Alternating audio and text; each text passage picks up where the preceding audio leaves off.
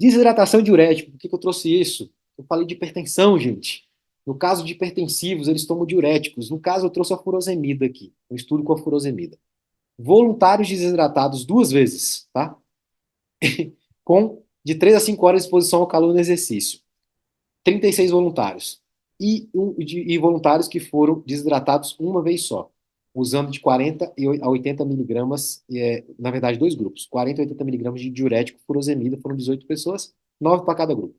A contração do volume plasmático com furosemida é o dobro da do suor, em qualquer nível de desidratação. O que é contração do volume plasmático? O volume plasmático, lembra lá, sangue, volume sanguíneo. O que é uma contração?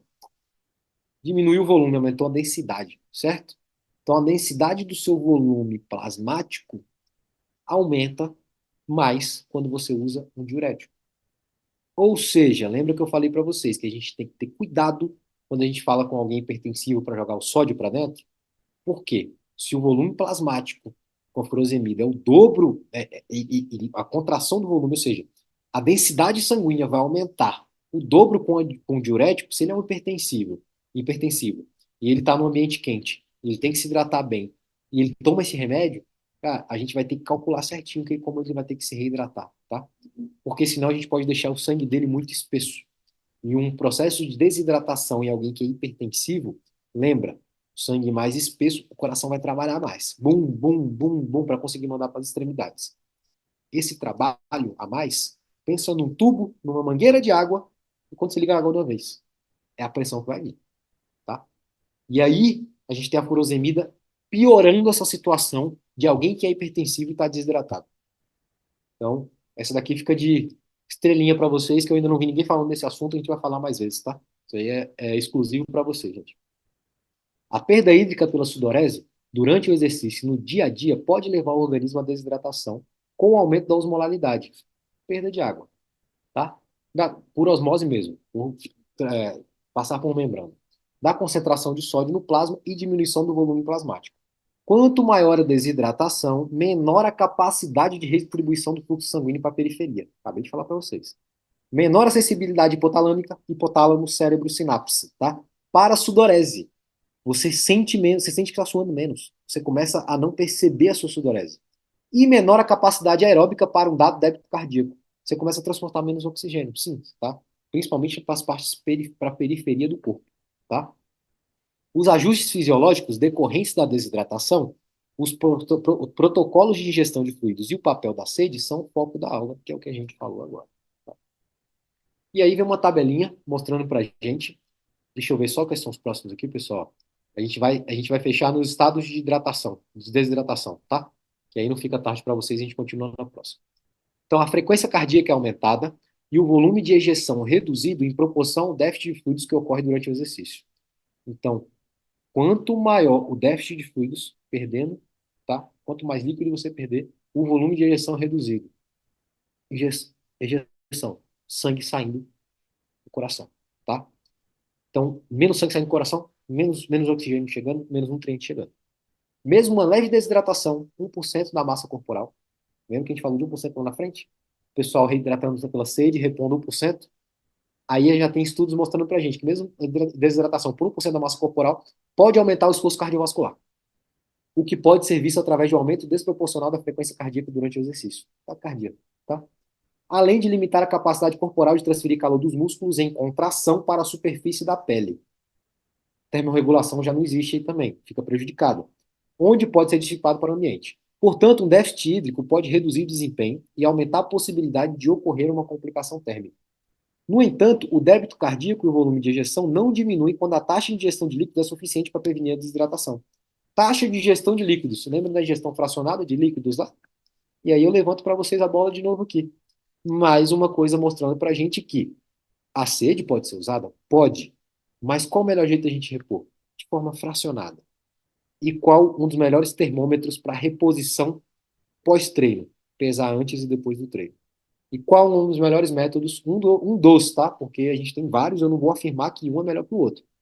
Mas os que eu sigo como conduta, e um dos com mais evidência, 35 a 45 ml por quilo de peso. Comece em 35 e vai ajustando a hidratação, tá? E a tabelinha que eu disse para vocês lá no comecinho da aula, lembra? Os estados de hidratação. Euhidratação, então, perda de até 1% de peso corporal. Desidratação mínima, de 1 a 3. Desidratação significativa, de 3 a 5% de peso corporal. E desidratação grave. Eric, provavelmente, você estava, quando você passou mal lá, ó, na significativa aqui já, tá? Para você ter apagado, provavelmente foi.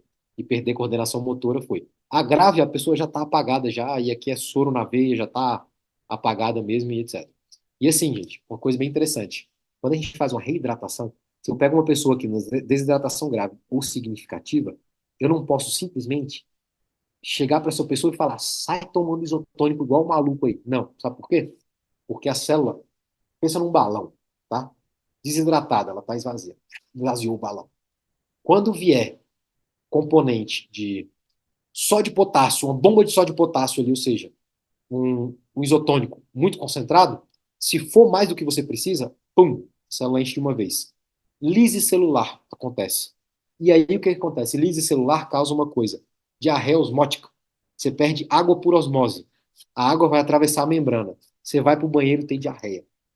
Então, quem está em estado desidratado, começa repondo com água e depois água, Gatoradezinho ali, vai dando golinho cada um devagar, mas não sai tomando bebidas hiperconcentradas de eletrólitos de uma vez, porque você vai passar mal, tá? E o seu coração vai sair da contração que estava nessa velocidade de 10 para 800 de uma vez, entendeu? Porque você está jogando uma bomba de nutriente que vai fazer ele funcionar de uma vez. É igual a comida.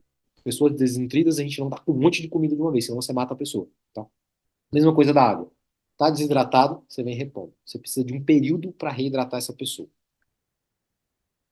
E para fechar nossa aula de hoje, a gente continua na próxima nos slides, eu trago mais coisa para vocês. Desidratação hipertônica. A gente falou dos estados de hidratação, tá? Euhidratação ou estado hidratado, desidratação mínima, desidratação significativa, desidratação grave. E a gente também tem as desidratações, tá? O que que é isso? Dentro da mínima, significativa e grave, a gente tem 3 tipos. A hipertônica, quando o corpo perde mais água do que eletrólitos, tá? Então, perdeu mais água, mas não perdeu tanto só de potássio. Menos frequente. Essa desidratação pode ocorrer devido à ingestão de solução hipertônica ou à ocorrência de doenças, como diabetes insípidos. Diabetes insípidos faz o balanço hidroeletrolítico complicar bastante, tá? E assim, a desidratação hipertônica, olha aqui, ó, solução hipertônica, significa que tomou eletrólitos demais, tá? E lembra, onde tem muito eletrólito, atrai mais. Se tem muito fora da célula, sua célula não está precisando mais nada lá dentro, vai sair tudo, vai ser tudo atraído para fora. Desidratação hipotônica, quando o corpo perde mais eletrólitos do que água. Aí já muda o jogo. Você perdeu o que importa, tá? A água vai ser o meio de transporte ali. Normalmente é causada por sudorese excessiva ou diarreia intensa. E essa diarreia intensa pode ocorrer por ser uma diarreia osmótica causada por desidratação hipertônica. Então você pode passar de hipertônico para hipotônico, tá? Desidratação isotônica, quando o corpo perde a mesma quantidade de água e eletrólitos, podendo acontecer em quadros de diarreia e vômitos, frequentemente infecções ao beber água não tratada. Então tá lá na caatinga, tá lá na floresta, não tratou a água, não usou o clorinho ali bonitinho, não, ou até usou até às vezes dá perrengue, dá ruim, mas tá ali, deu ruim alguma coisa, tomou a água ali que não prestou tanto, a desidratação normalmente que acontece é a isotônica. Então a gente tem hipertônica, hipotônica e isotônica, e dependendo do tipo de desidratação, a gente vem com solução diferente. No caso da hipertônica, por exemplo, pode ser um cara que tem o diabetes insípidos e não saiba e acaba descobrindo ali na hora.